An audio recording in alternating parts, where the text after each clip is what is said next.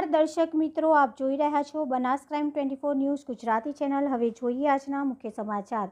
ડીસા નગરપાલિકા પ્રમુખ સંગીતાબેન દવેને પ્રમુખ પદેથી રાજીનામું આપવા માટે પાર્ટીએ મૌખિક આપ્યો આદેશ। સોમવારે 12 વાગ્યા સુધી પ્રમુખ પદેથી રાજીનામું આપવા માટે જણાવ્યું હતું। પ્રમુખ સંગીતાબેન દવેને પોતાની પક્ષ રજૂ કરવા માટે જિલ્લા કાર્યાલય સાથે કોન્ટેક્ટ કરવા માટે જણાવ્યું। ડીસા શહેર ભાજપ પ્રમુખ રમેશભાઈ દેલવાડિયા મીડિયા સમક્ષ આપી પ્રતિક્રિયા। अहवाल हरीश ठक्कर, ડીસા, બનાસકાંઠા।